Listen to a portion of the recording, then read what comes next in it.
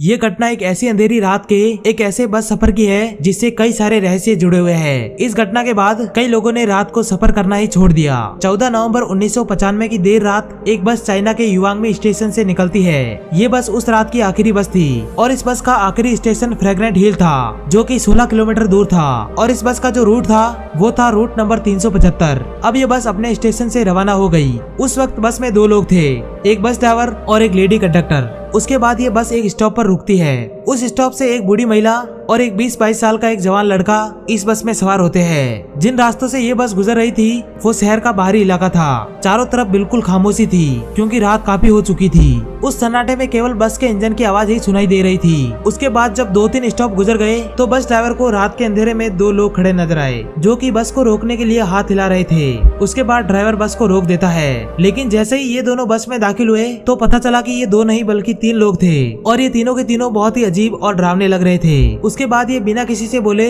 बस की सबसे पीछे वाली सीट पर जाकर बैठ गए और ये बस वहाँ से निकल गई। मगर इन तीनों को देखकर बस में बैठे बाकी पैसेंजर घबरा जाते हैं क्योंकि ये तीनों बहुत ही डरावने लग रहे थे। बस में सवार बूढ़ी महिला बार बार पीछे मुड़कर उन तीनों को देखी जा रही थी। अब उस बस में टोटल 7 लोग सवार थे, एक बस ड्राइवर, एक बस कंडक्टर, एक बूढ़ी महिला और वो 20-22 साल का लड़का और वो 3 अजीब से दिखने वाले लोग। तभी बूढ़ी औरत अपने आगे बैठे लड़के पर चिल्लाने लगती है और कहती है कि उसने उसका पर्स चुरा लिया।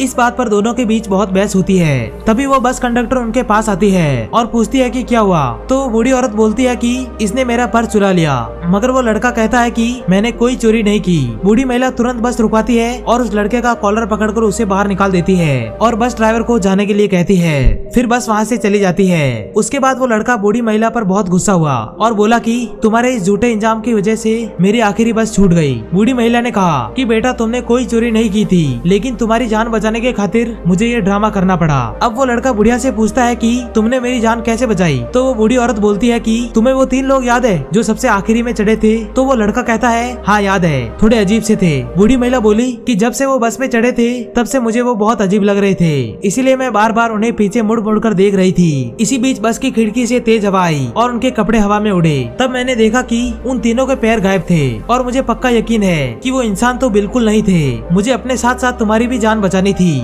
इसीलिए मैंने तुम पर झूठा इंजाम लगाकर तुम्हें बस से उतार दिया। जैसे ही ये बात लड़के को पता चली तो वो पूरी तरह घबरा गया। उसके बाद दोनों अपने अपने घर चले गए। अब 17 नवंबर 1995 को पुलिस को एक तालाब में एक डूबी हुई बस मिली। बस को जब बाहर निकाला तो पता चला कि ये वही बस थी जो 2 दिन से गायब थी। बस के अंदर 3 लाशें मिली, एक बस ड्राइवर की, एक बस कंडक्टर की, एक उस शख्स की जिसके बाल बिखरे हुए थे। अब पुलिस को ये बस मिल तो गई, मगर इसने कहानी को सुलझाने की बजाय और उलझा दिया, क्योंकि जहाँ ये बस डूबी थी वहाँ से फ्रेग्रेंट हिल 1000 किलोमीटर दूर था। जब ये बात बस डिपो को पता चली तो उसने बताया कि ये पॉसिबल ही नहीं है, क्योंकि बस में इतना फ्यूल था ही नहीं। पुलिस ने जब बस का फ्यूल टैंक खोला तो उन्होंने देखा कि पूरा टैंक खून से भरा हुआ था, जो कि बहुत अजीब बात थी। उसके बाद पुलिस ने इस घटना के बारे में कई छानबीन की, लेकिन उनको ज्यादा कुछ नहीं पता चला। दोस्तों ये एक रियल घटना है जो चाइना के सरकारी अखबार ग्लोबल टाइम्स ने खुद इस खबर को अपनी साइट पर डाल रखा है।